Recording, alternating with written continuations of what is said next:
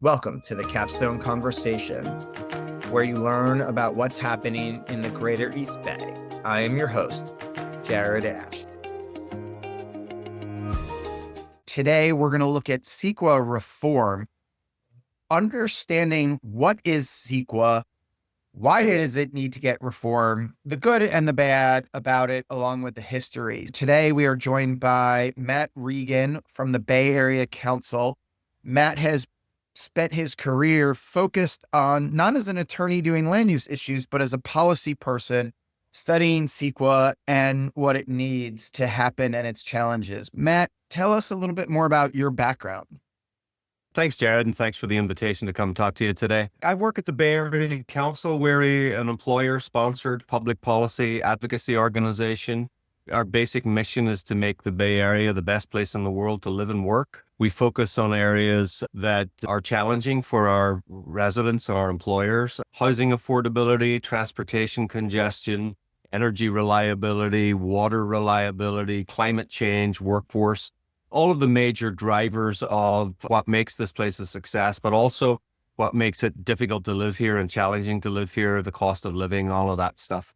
We look at it from a high altitude, from a 360-degree perspective, and looking at what are the principal drivers of innovation here. How can we continue and maintain our preeminence as the global leader in all things innovation, while trying to be sustainable, while trying to be affordable, while trying to be a place where ordinary people can afford to live.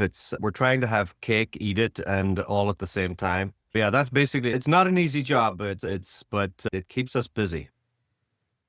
I'll point out that Jim Wonderman, longtime CEO of the Bay Area Council, was on, I think, as one of the first 10 episodes of this podcast. So if you're interested in learning more about them and his thoughts on the Bay Area more broadly, go check that episode out. Matt, tell us, what is CEQA? Let's start with define it for the people who don't know it. Some people are familiar with it at high levels. Some people know it in the weeds, but give us an overview. CEQA is the California Environmental Quality Act, CEQA, and it was signed into law by Governor Ronald Reagan in 1970. And it was a well-intended and much-needed response to a lot of environmental degradation that we saw across the nation in the 40s, 50s, 60s, rivers catching fire in Pittsburgh, etc. And this was California's response to those challenges. We did experience quite a lot of rampant and unregulated industrial activity, primarily, that resulted in some pretty serious negative environmental consequences. There was a need for a mechanism to regulate activities that had an environmental impact. Its sister law, if you will, is NEPA, the National Environmental Protection Act. And between them, they require, CEQA in particular is a higher standard than NEPA. And CEQA requires any project that is considered to have an environmental impact under, I think, 21 separate areas of study, has to analyze for those impacts, mitigate for those impacts. And if they can't mitigate for those impacts, they're, for the most part, denied permits. CEQA is triggered by discretionary reviews. It's triggered by a governmental decision. If someone needs governmental approval for a particular activity or project, it's generally then going to become subject to CEQA analysis. The original objective of CEQA was just to be applied to public projects, rail lines, road expansions, new schools and libraries, all of that stuff would be subject to CEQA analysis and review. Shortly after the passage of CEQA and the signing of CEQA into law, there was a case called Friends of Mammoth versus California, and it expanded CEQA to not just apply to public projects, but to private projects that required public approval. That was the first massive expansion of CEQA. CEQA's original scope and focus was quite narrow, and this legal case expanded it to just about everything. The courts have always taken, since the early 70s, have taken a very expansive approach to CEQA. And we've seen the reach of CEQA grow exponentially over the years, primarily driven by court decisions. The courts have been very deferential to CEQA and have allowed it to expand into areas that the original drafters of the law, I don't think, ever expected or wanted. Today, CEQA is a ubiquitous eight-legged monster. I would call it a 21-legged monster. As I say, there are 21 areas of separate study, from aesthetics to air to water to tribal resources, public services, seismic, mineral resources. I could go on. And a project sponsor, if they're forced to do an environmental impact report under CEQA, has to hire a consultant, a mineral consultant, an air quality consultant, a tribal resources consultant, traffic consultant. If you want to build an apartment project in a city in Contra Costa County, you have to hire consultants to do all of this analysis, and it takes a couple of years and it's very expensive. And the principal problem with CEQA is that all of these things, you're essentially asking the project sponsor to predict the future. What is the impact of my project going to be when I cut the ribbon? Not today, but when my apartment building, for example, is occupied with people and they're driving to work and they're going to school and they're using public services. What will the impact be then? Not today, but in 5, 6, 7 years when the building is occupied. You're asking a project sponsor to predict the future. It's let's just say it's quite a gray area, and it's an area that lacks a great deal of certainty. So in this incredibly litigious society in which we live, anybody who's subject to a law that requires you to predict the future in a very fuzzy way, you're going to get sued a lot. And that has been the principal challenge with CEQA. We'll use a case study example. It was one of my favorites. Planned Parenthood pulled permits a number of years ago to expand their clinic in South San Francisco. And they were immediately sued by a local conservative church under the noise provisions of CEQA. They were like, okay, let's see what this challenge is. The church across the street filed a CEQA challenge saying, you have failed to adequately analyze the noise that will be created by our daily protests outside your gates. And it held the project up by 6 to 7 months as it went through the court. Fortunately, the court threw it out, but it held the project up. They had to go to court. They had to hire lawyers. Because of this incredibly spurious and ridiculous legal challenge. But that's the meat grinder we throw pretty much every large project into these days, and expose them to all sorts of ridiculous litigation. And I mentioned the Friends of Mammoth, and that it's important to notice the Friends of Mammoth name. CEQA litigants do not have to disclose their identity to the court. Someone in San Diego can sue a project in Redding and call themselves the Friends of the Forest of Redding and not disclose who they are, where their money's coming from, or the reason for their litigation. It can be done completely anonymously. You do get a lot of these crazy lawsuits, friends of this, cheerleaders for that, and you really don't know who's filing the lawsuit. There's a great analysis that was done a couple of years ago by a law firm, Holland and Knight, and it's called In the Name of the Environment, where they did a study of all the CEQA lawsuits that have been filed since 1970. And the vast majority of them were filed anonymously. Only 4%, I believe, were filed by recognized environmental organizations. The vast majority, because the standards for litigation are so low, and the opportunity to leverage a project and the project sponsors are easy, you get examples where, and everybody's guilty of this. This is not one community being guilty of it over another. Businesses suing other businesses. Another example was of a gas station in San Jose a number of years ago sued a neighboring gas station that pulled permits to add a couple of pumps. It's just a purely competitive move. You'll get examples where Target will sue Costco and Walmart will sue Target when they pull permits to open a new store, just to delay it as long as possible to maintain a competitive advantage. Businesses suing other businesses. Labor unions suing for project labor agreements. They will go to a developer and say, if you want to build that apartment project, you better sign a project labor agreement and hire union labor. And the developer will say, I don't have to under the law. The union will say, good luck. We're going to sue you under a noise ordinance or an air quality ordinance and we'll keep you in court for years, delay your project. It'll cost you $5 million in legal fees and delays. A PLA will only cost you $4 million in additional labor costs. The developer will do one of two things. They will pay the additional $4 million in labor costs, or they will just fold up their tent and leave. And unfortunately for us in California, we've seen much too much of that, of folding up tents and leaving. And that's why one of the principal reasons we have a housing crisis. And then, of course, you have good old-fashioned NIMBYs. When you give the opponents of any kind of progress, any kind of change, this sort of steel hammer to stop any kind of change, they will use it and quite regularly see lawsuits filed against really good projects, really important projects, just by one or two cranky neighbors who don't want it to happen.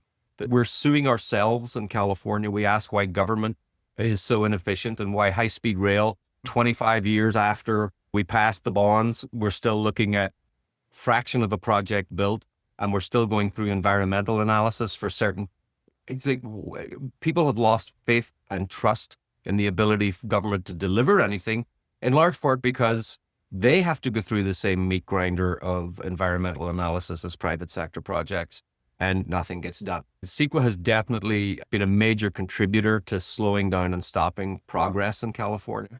I'll get off my soapbox in a second and close with this, but when people challenge me and say CEQA is important, it's good for the environment, it helps manage our land use and planning and helps responsible growth and development, that's what CEQA is designed for, and that's what it does. We'll just challenge anybody on that premise to look out their window.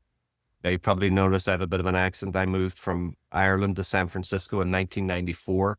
And I remember the first time I drove to the state capitol in Sacramento for work. And I-80 was a series of communities. You would drive through Vacaville and Fairfield and Dixon and Davis, and they were clearly defined communities. You drive that road today and everything bleeds into everything. It's a blur. We have developed in a very horizontal manner in California since the passage of CEQA. The populations of our cities have been stagnant. The population of Berkeley in 1950 is the same as it is today. Meanwhile, the population of California has quadrupled, increased 400%. All of our population growth has been absorbed by suburbs and exurbs. CEQA has forced development into places where we profess we don't want it to be. I always like to say under CEQA, development follows the path of least resistance. And the least resistance is where people don't live, because people file CEQA lawsuits. If you don't want a CEQA lawsuit, go to San Joaquin County and plow over some almond orchards and build some subdivisions of auto-dependent long mega commuters. You won't face a CEQA challenge. But try to build a project in San Francisco or Berkeley and Oakland, and you will get sued under CEQA. Your eyes will not betray you. Just look at how California has developed under CEQA, and it has been the antithesis of what we profess to want as stewards of the environment. We have developed horizontally, low density, auto-dependent communities to the horizon, and our cities have remained relatively stagnant in terms of population growth and change. CEQA should have standards for cities and standards for areas where we want to protect and preserve. CEQA treats them both the same.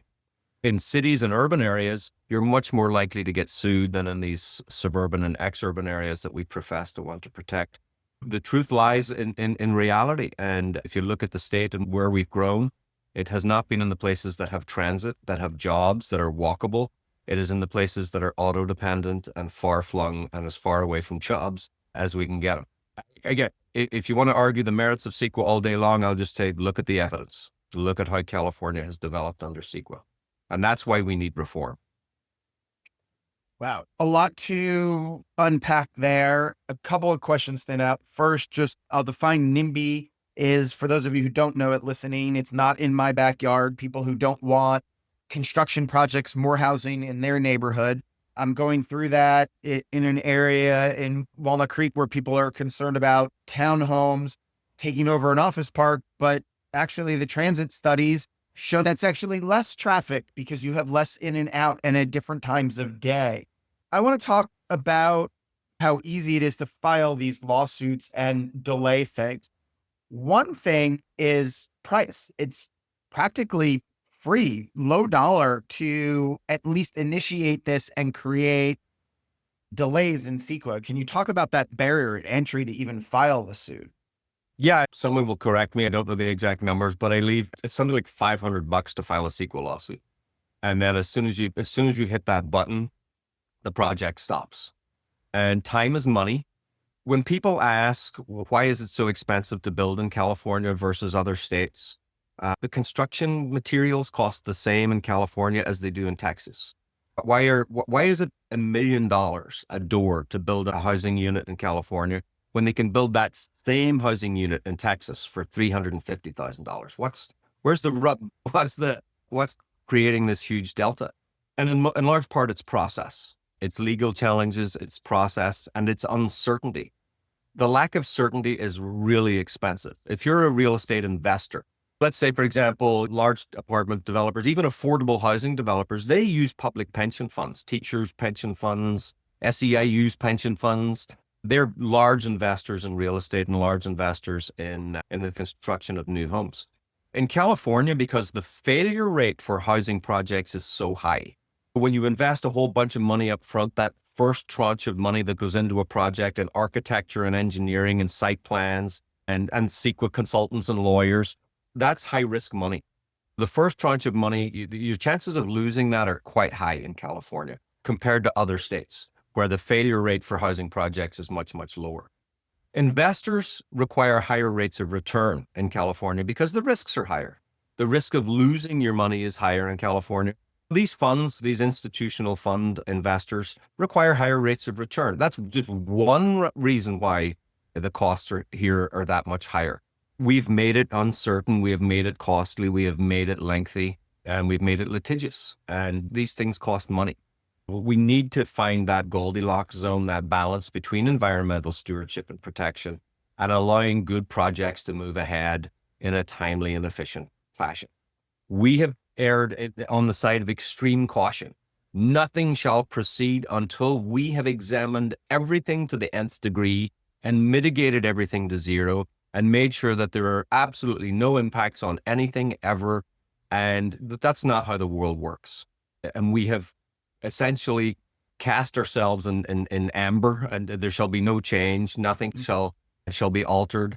And that's great if you're an existing homeowner and you've owned your home since the 70s. And we continue to create jobs in California with our innovation economy. But with no new homes, that means that there's increasing competition for the existing housing stock. Prices keep going up and up. And the Bay Area has essentially become a gated country club, and the price of admission's $1.5 million to buy a home. Good luck getting an entry level. You mentioned townhomes, Jared. Townhomes are the new entry level housing stock. They're what pencils, they're what developers can afford to build. Multifamily podium type housing, 4, 5, 6 stories. That's become cost prohibitive to build. It is, from a density perspective, it is preferable when you have large transit investments like BART stations, et cetera. You want to have as many people living adjacent to those investments as possible. But we've made it cost prohibitive to build multifamily, and God forbid condos. We can touch that third rail if you want. But multifamily apartments, we've made it cost prohibitive to build those for a whole bunch of reasons. Now townhomes are really all that pencils. And as you're experiencing with your project, it's people are up in arms against those.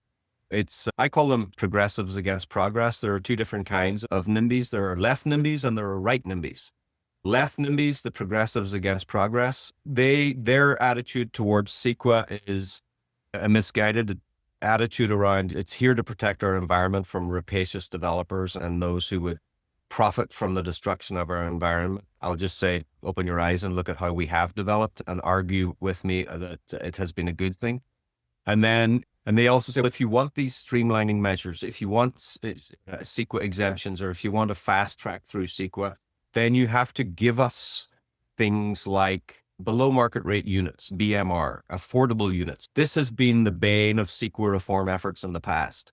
We have had success in the past, bills like SB 35, AB 2011, that have created streamlining provisions to make it for projects we profess to want, the types of things we profess to want, like infill housing next to transit. We as a society have said, we want this. This is good for the environment. We want to densify our cities. Let's create CEQA streamlining for these types of projects. We passed laws, again, SB 35, AB 2011, and others, but we attached requirements to those laws. Oh, if you want to use this CEQA streamlining measure, you have to do 20% affordable on site. Let's take that as an example. If the developer has to do 20% of their project at a below market rate price point, That makes the project much less financially feasible. Imagine if Safeway had to give away 20% of their produce at below market rate, below what they paid the farmer for it. Chevron had to give away 20% of the gasoline at the gas station at below market rate, below what it cost them to refine it. They wouldn't be in business for very long. But we require developers to do that, builders of housing. You have to give, in order to get this streamlining provision, you have to give 20% away at below market rate. By the way, you also have to use union labor. The debate around what the cost multiplier is for union labor is robust. The general consensus is it's somewhere between 10 and 30%. It's still a large cost driver that can break the back of a lot of projects. In the past, when we've recognized that CEQA was a problem for certain much wanted types of development, we've attached these expensive requirements to it, which have made them infeasible to actually use. And one person, CEQA proponent that is much smarter than me, called these provisions CEQA unicorns. We talk about these streamlining provisions a lot, but nobody's ever seen one in real life because developers don't use them. They can't use them. They're just too expensive. For the first time in this current legislative session, and the focus of today's conversation, we had SB 131 and AB 130. These were budget trailer bills that the governor put in the budget to create CEQA streamlining provisions with no strings attached for good things.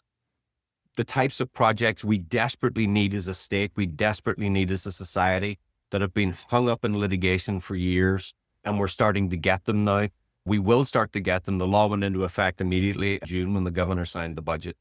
We're going to start hopefully seeing more of the types of projects we profess to want and we desperately need because we created streamlining provisions without strings attached. These two bills, SB 131 and AB 130, were inserted into the budget, but prior to their insertion in the budget, they were active bills in the legislature. It was SB 607 by Senator Scott Wiener and AB 609 by Assemblymember Buffy Wicks.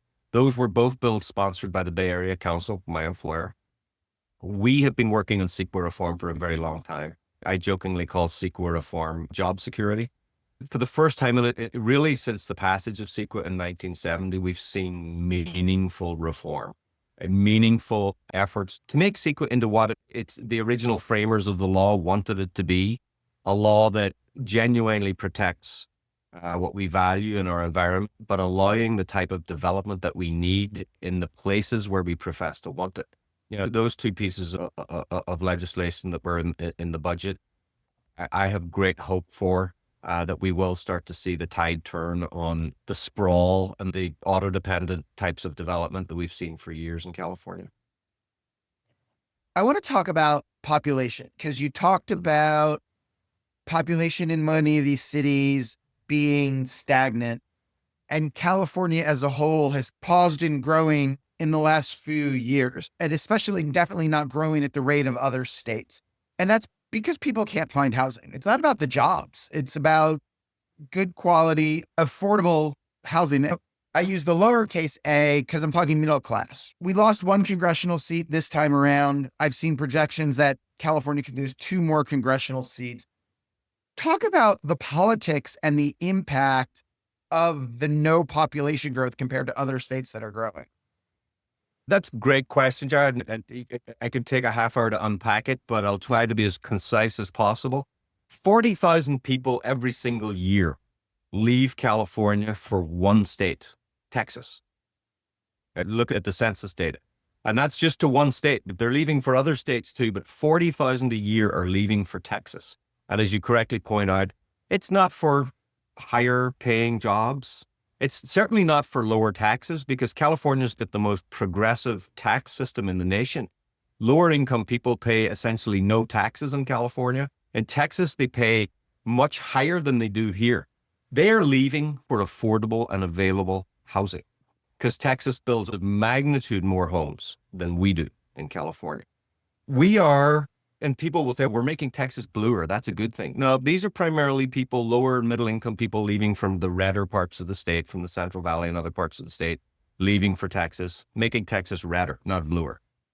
On us for doing that. If you're an environmentalist, if you're a pragmatic environmentalist, California's got the cleanest energy standards. the cleanest gasoline standards. We profess to want to be the leader in all things climate change related. When those 40,000 people leave our state for Texas, their per capita greenhouse gas production in California is 9 tons. You create 9 tons, I create 9 tons, my daughter creates 9 tons. We all per capita create about 9 tons of greenhouse gases a year. In Texas, it's 27 tons. So those 40,000 people times 18, which is the difference between 9 and 27, that's on us as a society. We have refused to allow those people to live here in California. We've sent them to Texas, where they still burn coal to create electricity, and then you've got to drive your pickup truck 18 miles to get a gallon of milk. That's on us. We did that, and shame on us for doing it. If we're professed to be environmental stewards and pragmatic environmentalists and leaders in addressing global climate change, we should have high standards in California, but not so high that they don't allow people to live here. And we have gone past that limit a long time ago. We have made it cost prohibitive for people to live here, and they're going to coal burning states as a result. A number of years ago, I was in the state capitol with some logistics folks from Tesla. And Tesla wanted to build their new battery gigafactory in the Central Valley in Patterson. They had a site already scoped out, and it was great for logistics to get to and from the factory in Fremont. And they needed an expedited CEQA process because their principal battery manufacturing investor, Panasonic, said this factory needs to be operational in 2 years. It needs to be open and making batteries within 2 years, or we're not going to invest in it. So I'm sitting in the state Senate with the president of the Senate at the time and the head of the Environmental Quality Committee in the state legislature. And we're asking for an expedited CEQA process, just 6 months in court. That's all we wanted, 6 months in court. We will do the environmental analysis, we'll do the reviews, but limit the litigation process to 6 months. While we're in that meeting, the mayor of Sparks, Nevada, is texting photographs to the Tesla team of earth-moving equipment, clearing pads in Nevada for the battery factory. They were competing for the factory too. That factory is, of course, today in Sparks, Nevada. It employs 10,000 people, blue-collar, good-paying jobs. And those batteries are trucked over the Sierra Nevada in diesel trucks to the factory in Fremont. Our principal environmental law sent a clean energy factory to a coal-burning state, and we truck those products back over the Sierras to the factory here where they're prepared for final assembly. It's nuts, absolutely insane. These are the ramifications of having standards under CEQA that are out of control. If we profess to want to be the leaders in all things climate related in California, we need to make a state where people can afford to live. The definition of leadership is quite simple. All you need to be a leader are followers. And if California wants to be a leader on climate, it needs to create a climate regimen, a climate set of policies that other states and other countries will follow.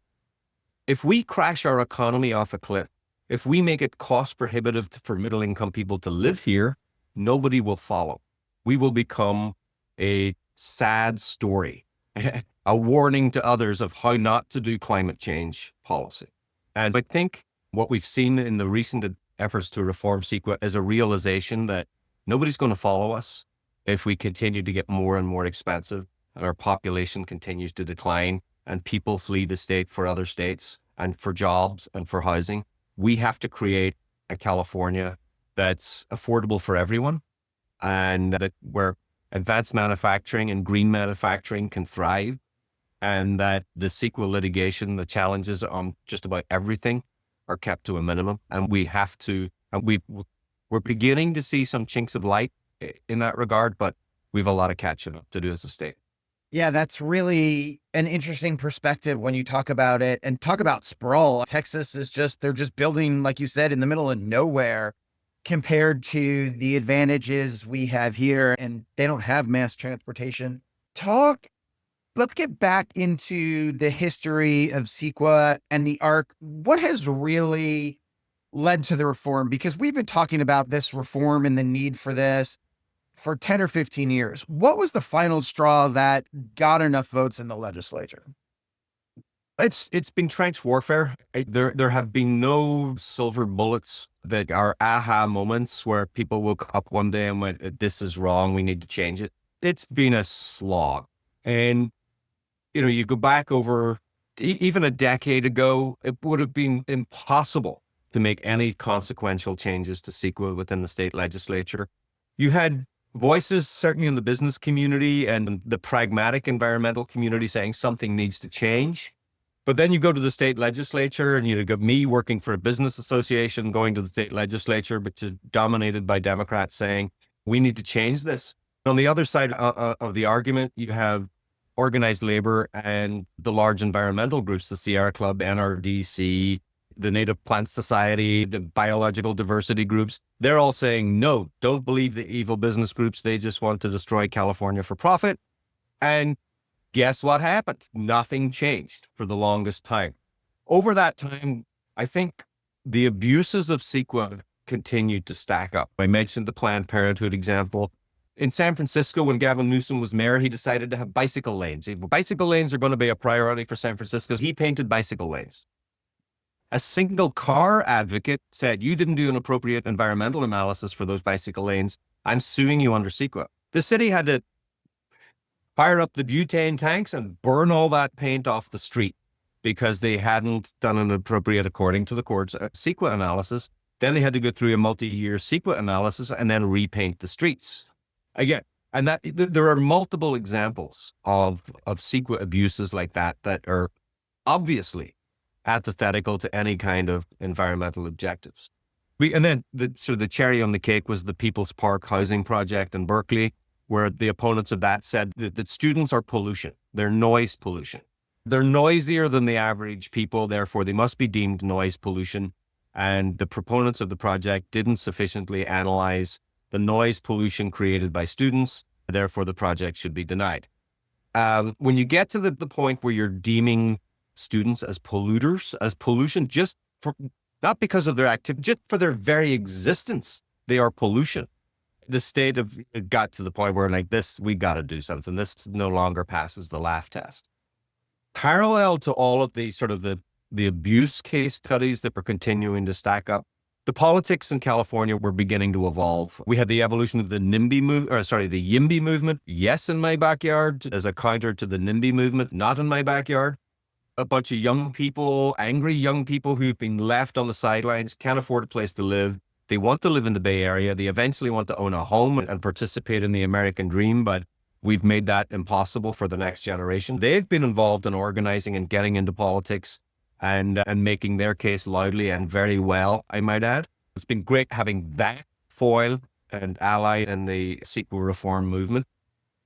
And then it's just been convincing good lawmakers and electing good lawmakers who understand that CEQA has many negative consequences as positive, and that we need to make the types of reforms that will see California grow in the manner that we profess to want it to grow. People like Scott Wiener and Buffy Wicks and Jesse Arreguin. I got to say that the Bay Area and the East Bay in particular has been the standard bearer for the types of reforms that we need. Nancy Skinner in Berkeley. Berkeley was, for a generation, the epicenter of left NIMBYism, of old guard environmental policies. And that changed with Nancy Skinner. She said, no, I get that we need to protect the environment, but people need a place to live. And I would rather they live in Berkeley and work in Berkeley rather than live in Manteca and work in Berkeley. We need to do our share. We need to participate in solving this problem. She became a champion for urban infill housing. And then Buffy Wicks and then Jesse Arreguin.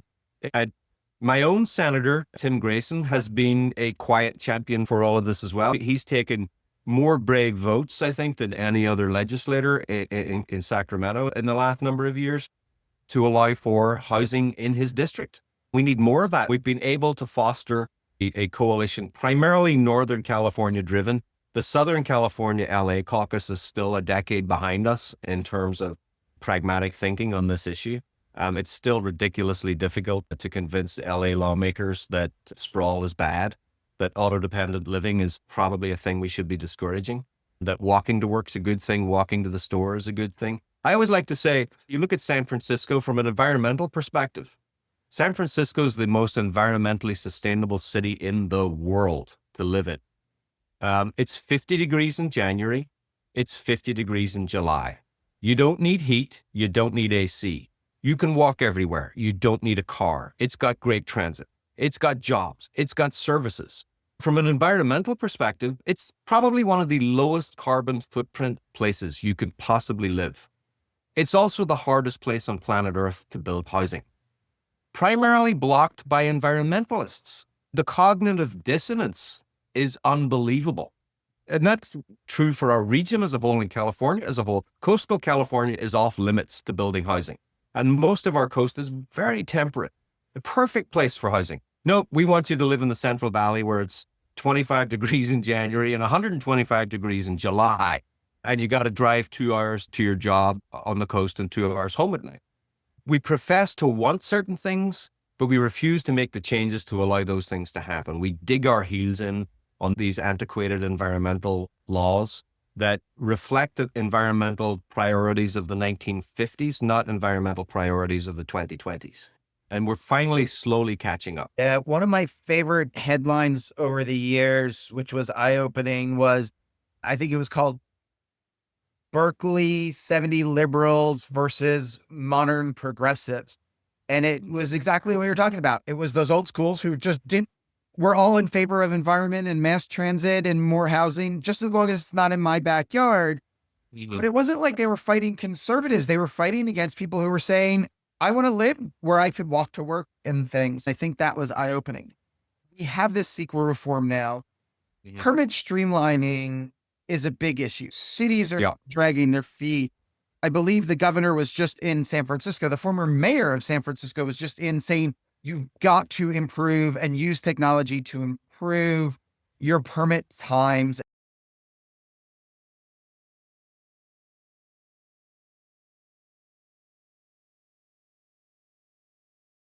A little bit about what's going on there. How can cities be working to improve their permit process, but still get what they need out of it?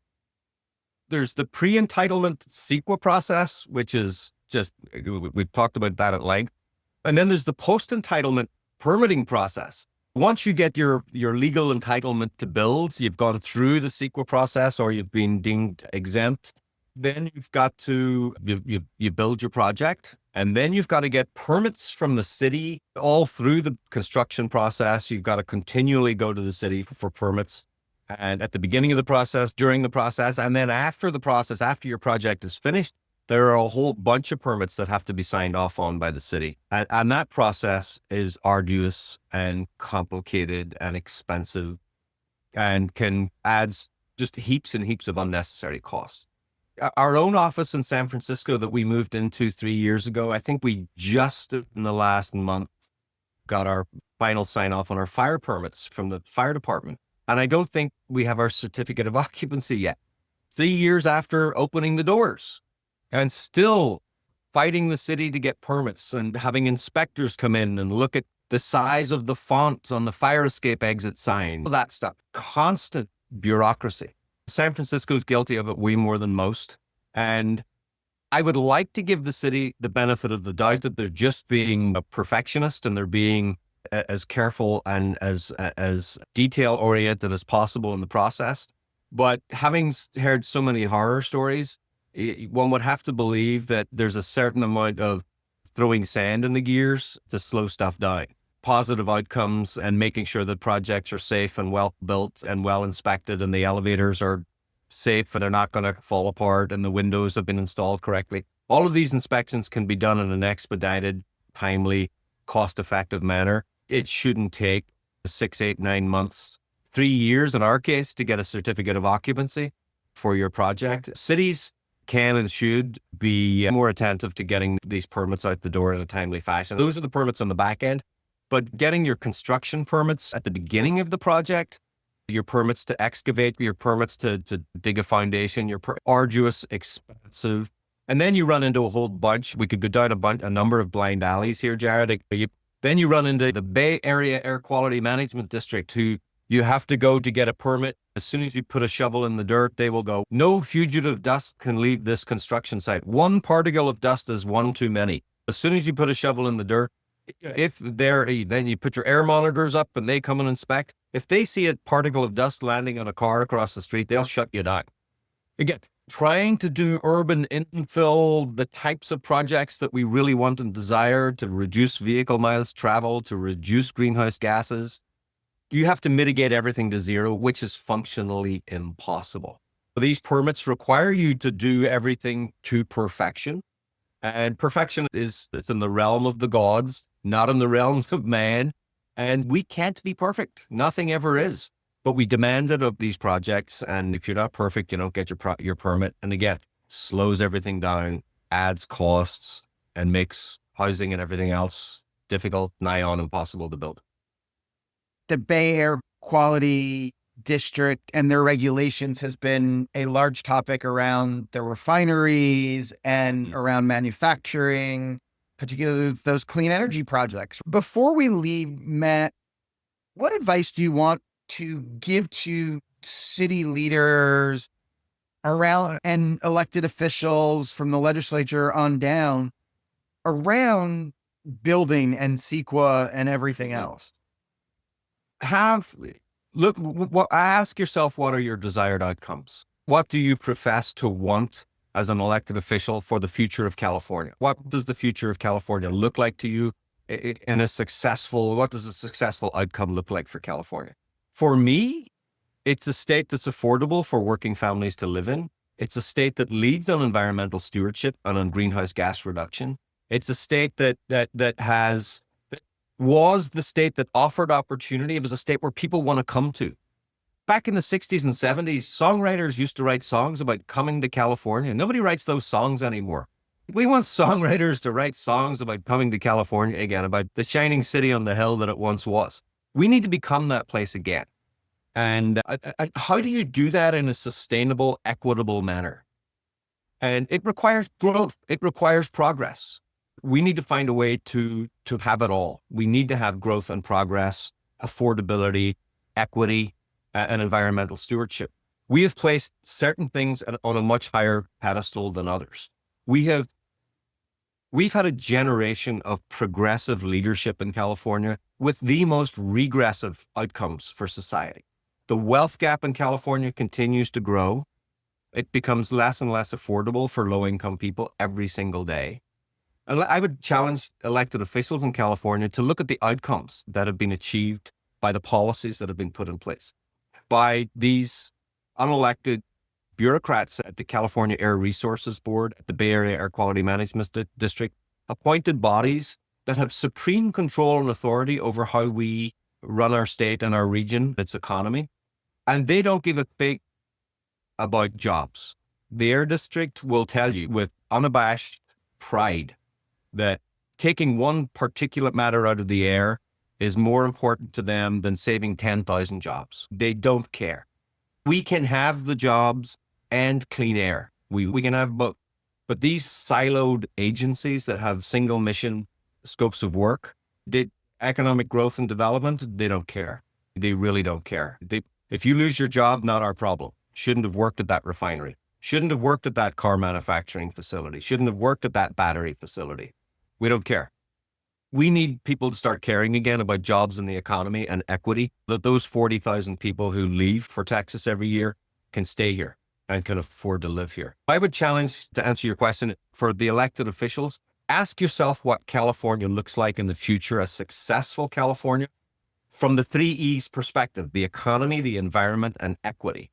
And can we balance all three? And can we have all three? I argue that we can. We're smart enough. We're good enough. We have the people here to do it.